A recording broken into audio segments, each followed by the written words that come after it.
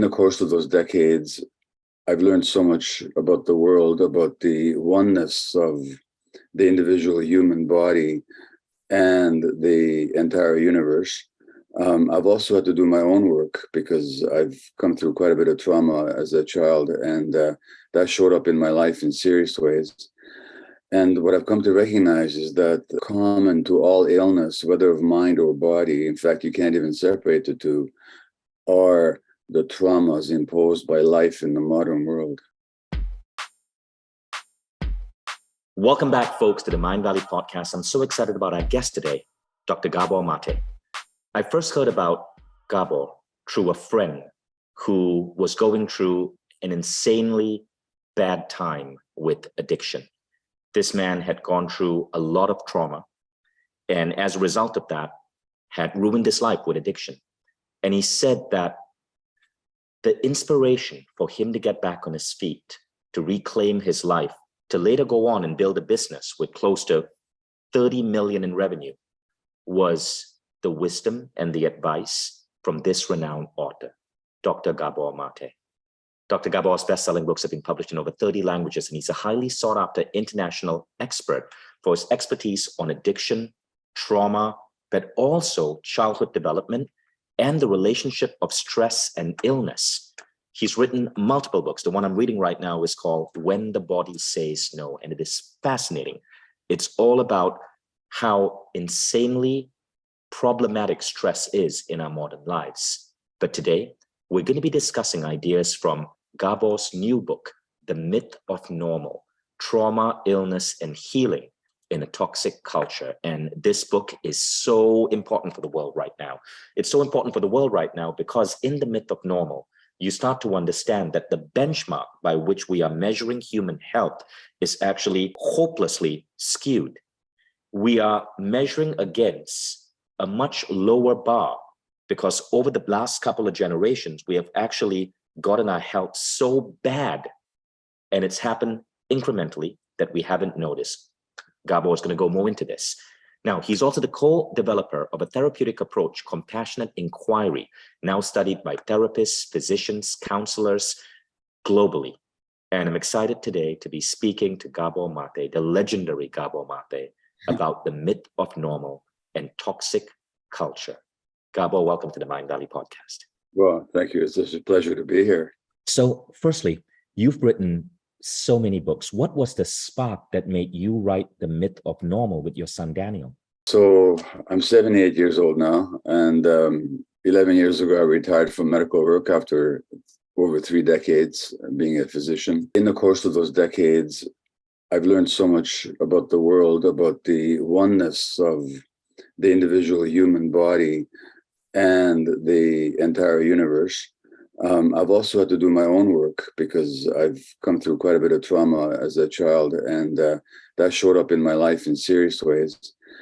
And what I've come to recognize is that common to all illness, whether of mind or body, in fact, you can't even separate the two, are the traumas imposed by life in the modern world. And so that I wanted to bring a perspective to my readers of how you cannot separate the mind from the body.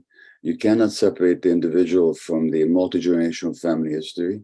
You cannot separate the family from the culture and the world that we live in. In other words, when somebody gets sick, it manifests the entire world in that one body. And if I can give you a beautiful story, a friend of mine is an American part native psychiatrist and physician. His name is Louis Mel Madrona from the Lakota tradition. And he told me that in his Lakota heritage, when somebody gets sick, the community gathers and says, "Thank you.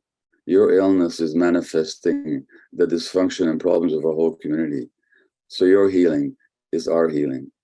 And I wanted to show how that is true for the whole society that we live in.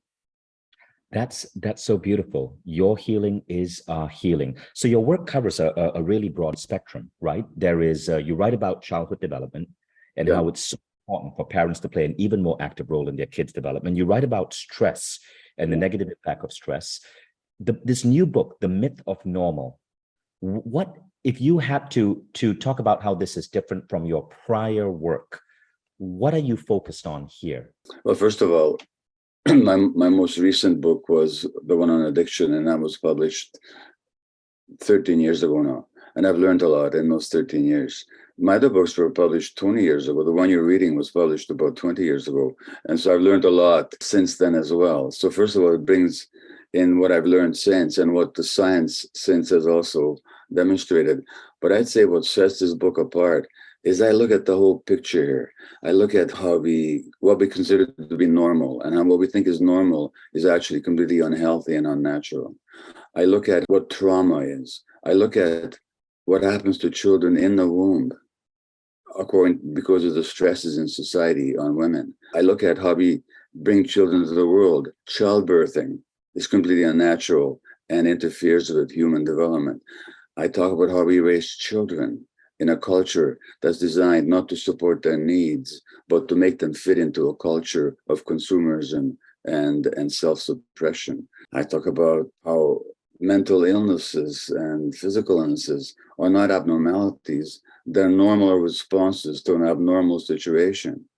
So what is abnormal is the culture that generates. Let me give you an example. For example, the more episodes of racism a Black American woman experiences, the greater her risk for asthma.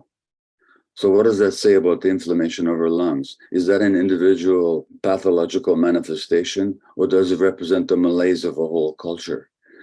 I talk about how trauma shows up in politics, in people like Donald Trump and people like Hillary Clinton, and how their trauma affects us. I talk about how the decisions in the society are made by people who don't care about people's needs or people's lives. They care about profit. And so that human life and human health becomes like a sunk cost in the race for profits. I talk about how women in this society carry a heavy, heavy burden. And that's why of stress. And that's why 80% of autoimmune disease happens to women. I talk about the impact of racism and poverty and inequality on people's physiology. Then I lay out an 8-chapter vision of healing individually and socially. So it's not a small book, and it wasn't easy to write. And it's coming out September 14th, I believe. 13th. September 13th. Okay, that's fantastic. That's about 6 weeks away from the time we're recording this. Yes. So one of the things you mentioned in the book is this concept called the myth of normal. Okay, you say that what we consider normal actually isn't. Let's go deeper in that topic. Yes. So we can consider normal two ways. One is a statistical norm. So if everybody's doing something, then that's the norm.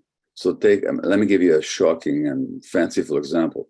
If everybody in the Vancouver area where I live tortured their cats, then torturing cats would be normal, statistically. But would it be healthy or natural? So that what I'm saying is that what is statistically normal in our society, the way that people behave and the way we're taught and raised, that seems to be the norm. But from the point of view of human needs and human health and human development, it's completely abnormal. And when you look at human beings and human evolution, most of it took place in nature, in small band hunter-gatherer groups, where people lived in community, supporting each other, and children were raised in the context of a multi-generational nexus of support and adult presence. That was the norm, evolutionarily speaking. For millions of years, that's how our ancestors developed. For most of the time that our own species, Homo sapiens sapiens, have been on the earth, 150, 200,000 years, that's how we lived. So what we call civilization is, if human existence is 1 hour long, then civilization is about 6 minutes. Mm-hmm. And so what I'm saying is that what was normal in terms of human needs and human evolution is no longer available to us. And the way we're living right now is completely abnormal when it comes to in comparison to what human needs actually are. But why is it then that if you look at lifespans are getting longer and longer? What does that mean? Well, first of all, that's somewhat questionable as to how our lifespans compare with ancient indigenous peoples, number one. Number two, what is true is that in terms of the last few hundred years, lifespans have increased terrifically. That's because we have better sanitation. More people have access to food. It's mostly these social factors. Not to mention, there's been wonderful advances in Western medicine as well. But consider the fact that in the United States, 70% of adults are taking at least one medication for a health condition, and about 40% are taking two. So our lifespans may be longer, but they're not healthy at all. And wow. We have the rising incidence of autoimmune disease, of childhood suicide, or childhood mental health conditions, of depression, anxiety, when we get the rising incidence of overdoses from drugs. The last little while has been as a matter of fact, even the lifespan of white American males has gone down in the last few years. So that, yes, historically we've made progress, but that progress has come at a heavy price. Right. I see what you're saying. I have a grandmother who is in her mid-90s, right? She's alive, but she's basically a vegetable. Yeah. She can't communicate, she can't talk, she can't move, and we may be living longer, but we are living so much sicker. Yeah. So what is this concept? You use the word toxic culture, or culture that has become toxic in your book. What is that, and what is causing that? Okay. So if the analogy I give is that if you're laboratory scientists and you're growing organisms, microorganisms in a petri dish, so you prepare a certain broth that is designed to support their thriving and their health. We call that a laboratory culture. We culture things in a laboratory. Now, if those organisms thrive and multiply, it's a healthy culture. It's a nourishing culture. But if the organisms are falling sick at high rates, you'd have to call that a toxic culture. Mm-hmm. I'm saying that human culture is the same. Human culture is when we're incubated and where we grow. If a lot of people are falling sick, are stressed, anxious, children, all those things I mentioned before, then you have to say, well, what's wrong with this culture? I'm saying it's a toxic culture because it doesn't support human needs. It not only doesn't support them, it actually suppresses them. So this is really interesting. I'm curious to know what you think of this. I was reading this interesting article that said that it was talking about males in Denmark, right? And how close to 50% of males in Denmark are now infertile. Yet again, if you read about Denmark, it's one of the happiest countries in the world, one of the best standards of living in the world. It is one of the best. If you define it by modern human culture, it is one of the happiest, greatest places to live. Yet there's this weird phenomenon where 50% of Danish men are infertile. What do you think could be going on there? Well, or another statistic from Denmark, the incidence of multiple sclerosis in the last 25 years amongst women in Denmark has doubled. Mm-hmm. Multiple sclerosis. So given that these things are not genetic, we have to look at the environment. What's the environment doing to people? So to say that Denmark is a happy place as compared to a lot of other places only tells you how miserable other places are. It doesn't necessarily, it's a comparative measure. It doesn't mean that people are happy. It just means that according to certain arbitrary measures, the Danes rate pretty well. It doesn't really tell you the internal quality of their lives. Now, in terms of the sperm count going down in the Western world, not just in Denmark, but in general, there's been a lot of speculation about that. There's so many toxins in the environment, physical toxins that we ingest through our food or through the air. I mean, everybody knows that. I think also a lot of it has to do with stress and the stress of modern life. I see. Now you say, so you make a delineation between disease and the cause of disease, and you say disease can be a teacher. What do you mean by this? Yes.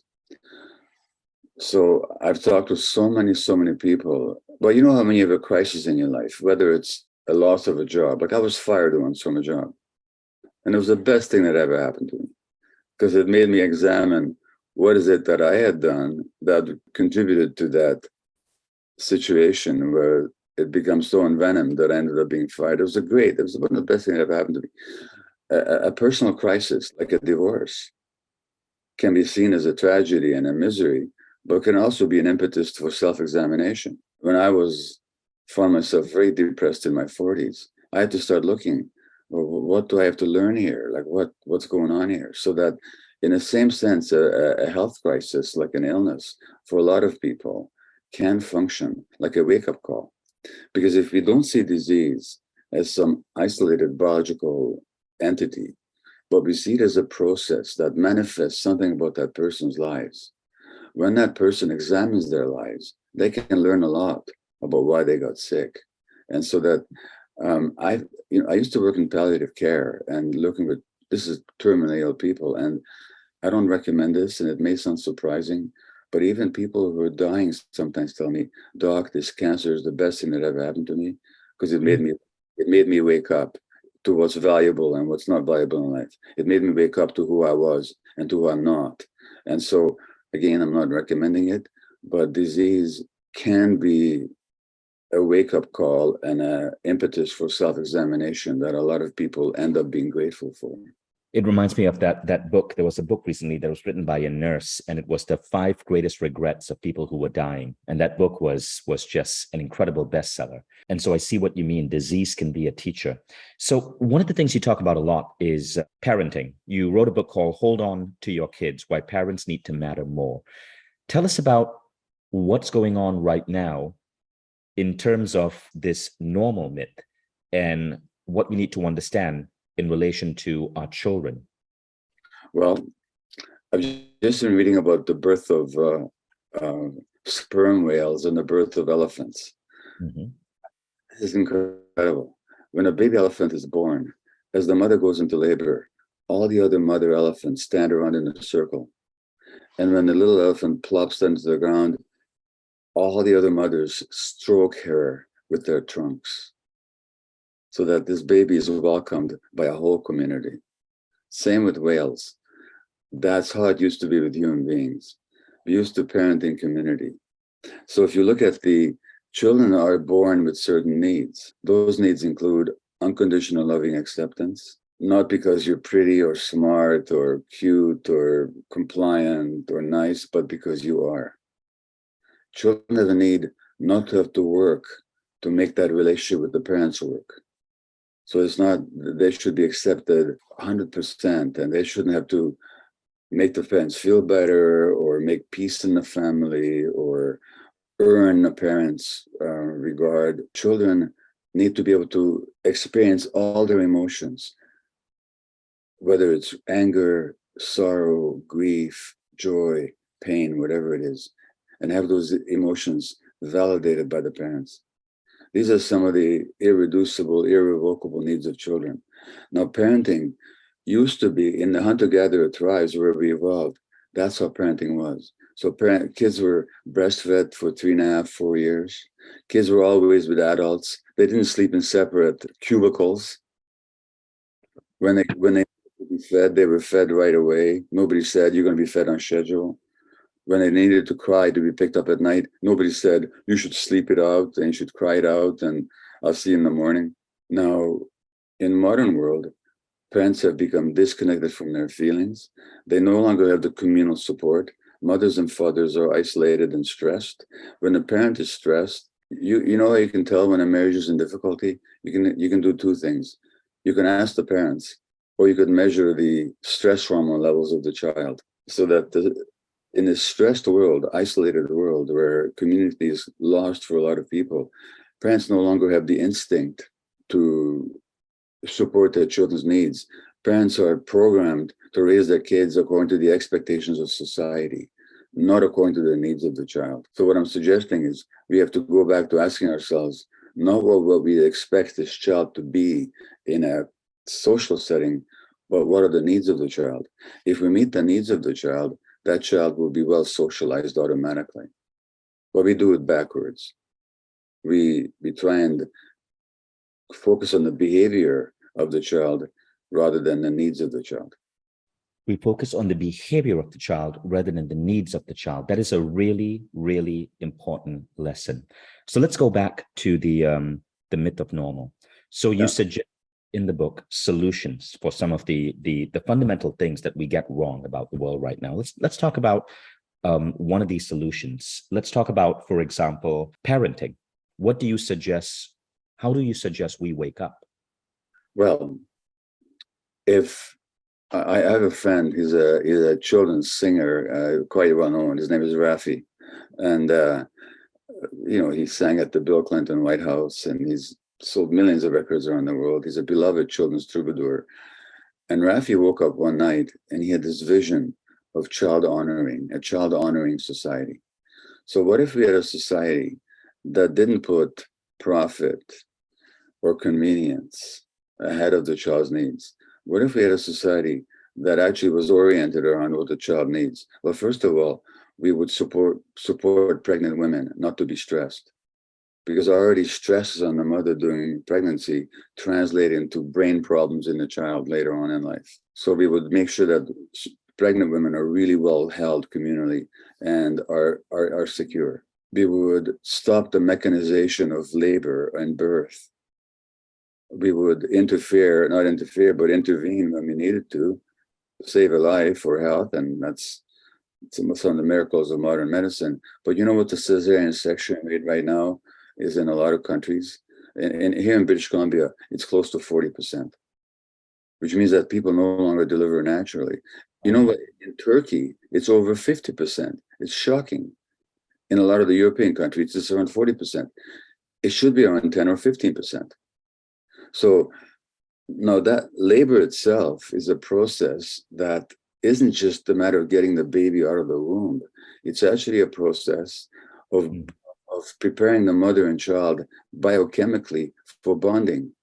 When we interfere with it, we're interfering with the brain physiology of both mother and child, setting problems for later on. So I've just talked about gestation and birth. And then there is what I said about the irreducible needs of children. They're not met. In the United States, 25% of women have to go back to work within 2 weeks of giving birth. That is insane. That means that 25% of babies are being abandoned because the infant experiences that as an abandonment, can't help but experience it that way. That's a trauma. So right off the bat, we're traumatizing 25% of children being born, even without having done anything else to them. That is one of the most insane things about American culture. I live in Europe, in Estonia. Yeah. When my son was born here, his mother was given 18 months maternity leave, so that truly focus on raising the kid. And that's what my employees, that's what my staff here gets. And it's so wonderful. I cannot understand how America can be so dysfunctional when it comes to maternal and paternal leave. Well, but it's not dysfunctional. It's functioning all too well. Because if the intention is conscious or unconscious, is to bring children into the world who are alienated from themselves and then have to fill that hole inside themselves that was left by the mother's absence by buying products and putting up with all kinds of unacceptable conditions, then it's a beautiful system. It functions, yeah. Even the idea of cesarean section versus vaginal birth. I think there were studies that showed that a child who is goes through a C-section has a 30% reduction in their immunity because they don't pick up the necessary bacteria that comes from vaginal birth. The microbiome is different. You have sicker adults who are better clients for big pharma. Yeah, exactly right. Now, it's true. Sometimes C-sections are absolutely life-saving. But not at the rate. Right, not at the rate. So this is fascinating. Now, what about the role of, one of the things you talk about is trauma in politics. How does trauma show up in politics and pop culture? Because these are two things that are so prevalent in America. Okay, well, let's take a couple of salient examples. One is, if I said to you that the world is a horrible place and everybody's against you, and even your friends want your house, and they want your wife, and they want your wealth, and this is your friends. It's a dog-eat-dog world. What would you imagine about the conditions that shaped my worldview? What would you imagine about them? That you are a horribly deprived, broken individual. We're talking about the former president of the United States, because he said this. So yes. Donald Trump was a highly traumatized person. You can tell that by looking at him. He needs to be grandiose and control women, and his inability to accept reality. These are all markers of trauma. Now we know this you could tell it by looking at him, but you also know this because of the revelations of his niece, Mary Trump, who wrote a book. Now Trump's father Mary calls him a sociopath, and her own father, Trump's brother, drank himself to death. So this is a very traumatized person. But let's take his opponent. So what if I told you about a 4-year-old girl who's bullied by neighborhood kids? Let's say your child, okay? Mm-hmm. How old is your child? My little girl is 8. Okay, well, let's take her at age 4. And she's bullied by neighborhood kids. And she runs into the house to you or to your spouse for protection. And she's told, there's no room for cowards in this house. No, you get out there and deal with those kids. How would you see that? How would you see that? That's cruel. It's absolutely cruel on a child. That's Hillary Clinton's story. That story was told at the Democratic Convention where she was nominated, and this was presented as a wonderful example of resilience building. In other words, the whole culture was celebrating the public traumatization of one of its leaders and didn't even see it. Nobody even commented on it. Right. And we know that her father beat the heck out of her, and she just called him a stern taxmaster. So now these traumatized people then go into politics. What kind of policies that they're going to enact? You're right. The ones that further traumatize people, because that's what they think is normal. Or let's take a cultural figure. Let's take any one of the great artists, Aretha Franklin. She sings this song called RESPCT, Respect, which is kind of an anthemic celebration of women's right to be respected. She was an abused child, and she was abused as an adult throughout her life. So that there was a real gap between the public persona. And you know what? If you're sensitive enough, you can pick it up in her. You can see it in her face. She was a great, great, great artist, but there was a real split between the public persona. Same with the Presley, same with the Marilyn Monroe, same with the Kurt Cobain, same with the Amy Winehouse, same with any number of these artists. We sort of lap up their talent and their charisma, and we don't see the pain and the trauma behind it. So a lot of popular culture, great, the other day, I had the great pleasure, Alanis Morissette was in town, and she invited me to attend her concert as a guest. Now, she's somebody who's dealt with her trauma publicly. She's talked about it, and she's healing, and she's healed. That's what needs to happen. But so often the pop culture just hides the trauma and covers it up. Or normalizes it, as you talk about in your book. Yeah, that's right. So what then is healing? How do you heal trauma? And what is the role of spirituality, of psychedelics in healing trauma? Okay. So healing comes from an old Anglo-Saxon word for whole. So healing means becoming whole. Now, what does that mean? As children, when we're not accepted for who we are, where our emotions are not accepted, where if I'm angry, I'm made to sit by myself and I sit in the group, which is what a lot of psychologists advise. Then what I learned to do is to split off from the part of myself that is angry. So I suppress my anger. But that means my boundaries are no longer clear, because healthy anger is a boundary protection. And people that repress their anger, they're much more prone for cancer and autoimmune disease, for example. So healing then doesn't just mean getting the disease cured, but of reuniting all the parts of ourselves that we've suppressed. So healing means wholeness. So the path of healing is a path of reclaiming our authentic selves, our whole selves. That's what healing actually means. Mm-hmm. And spirituality, again, if you look at indigenous traditions, indigenous people never saw themselves in separation from nature, never saw themselves in separation from all of the universe. I've worked with them. And in Canada, the Native people have been horribly traumatized for hundreds of years by colonization, by colonialism, by the suppression of their spiritual ways, by the robbery of their lands, by sheer genocide, by the physical, sexual, emotional abuse of their children in church-run residential schools. I mean, it's, in fact, the Pope has been in Canada just recently apologizing for some of that. Yeah. Now, but they've never lost the sense that there's something greater, there's something beyond the individual human organism and human little ego that we all belong to. And that's, to me, that's what spirituality means, is that sense of connection, that sense of, no, I'm not just an isolated little self. I'm not just a competitive, aggressive, selfish little being out there to get everybody else so I can gain more. There's more to me than that. Much more.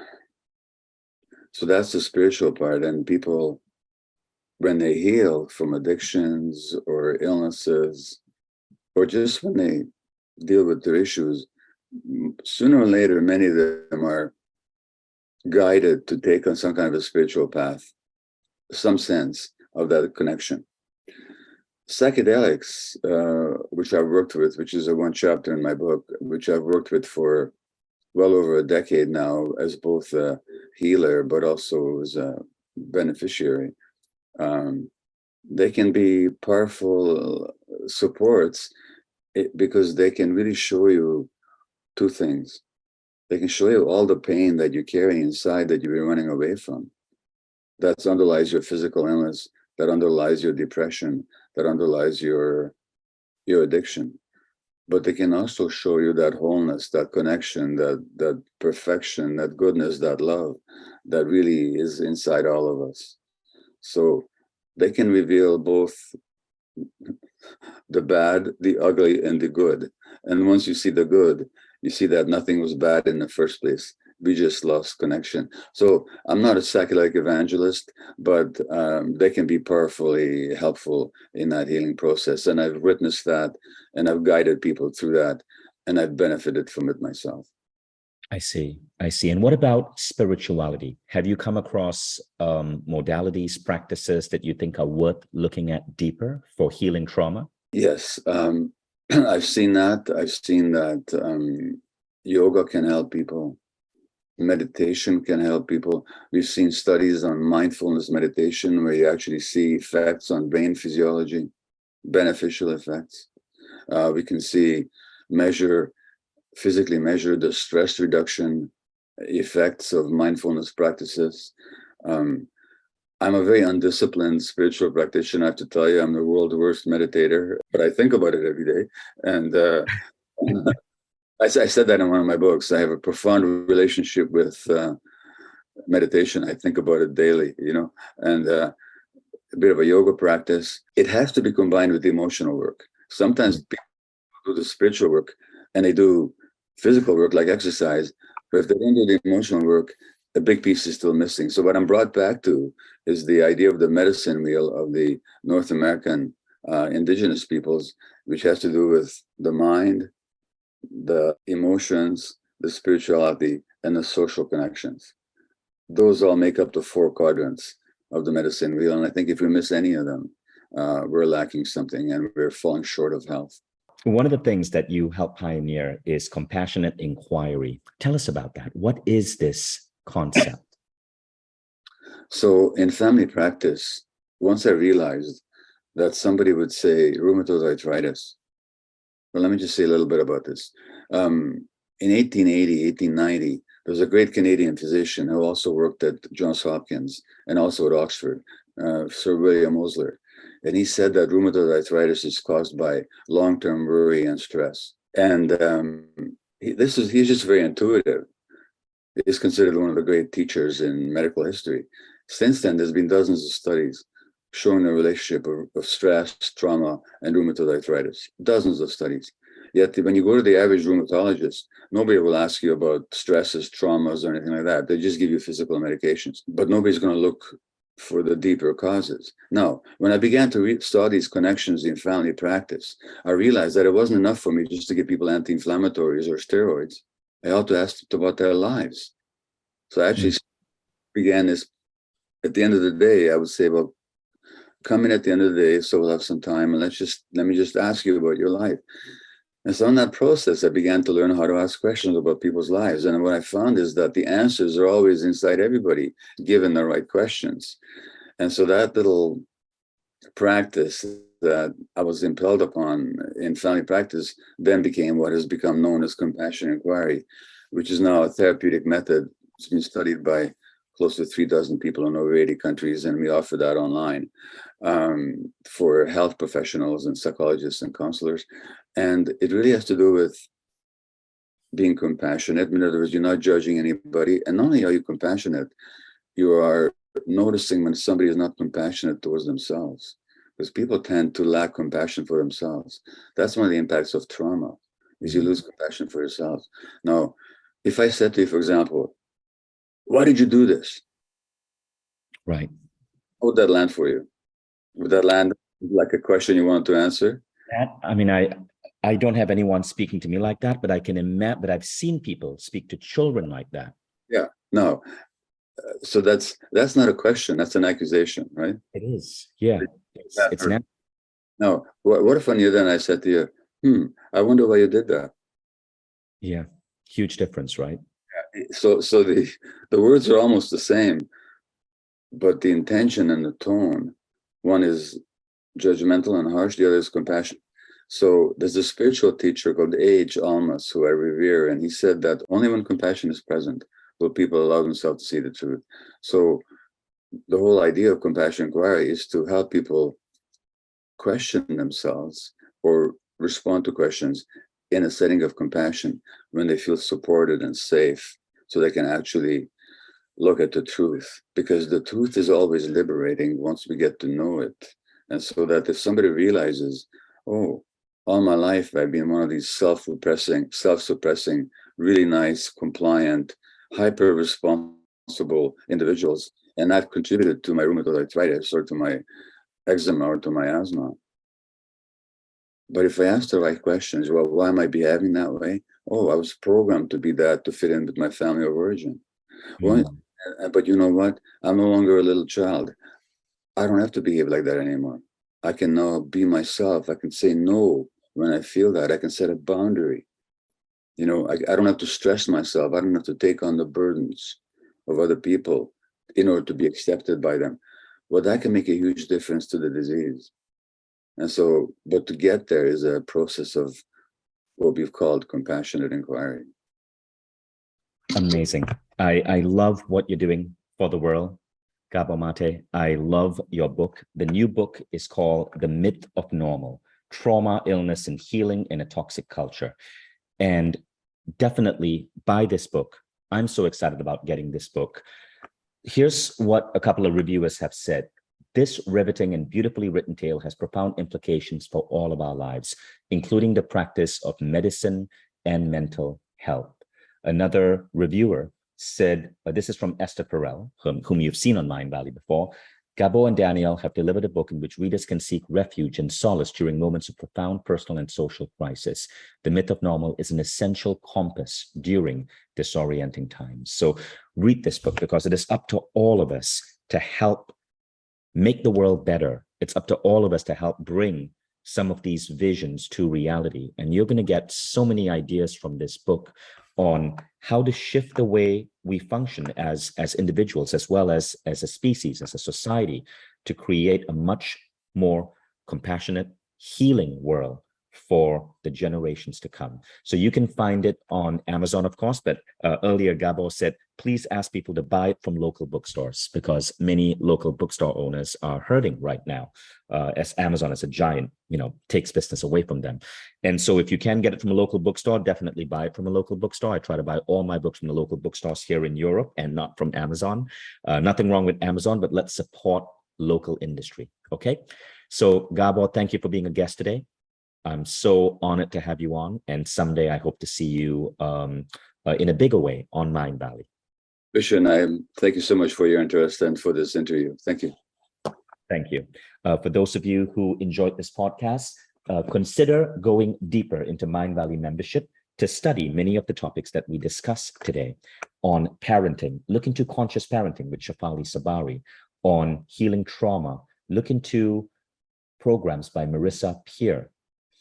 So If you are not yet a Mindvalley member, you can learn more at mindvalley.com. Membership is probably, in the opinion of many of our members, one of the best investments you can make on any product in the world today, because it gives you back to yourself.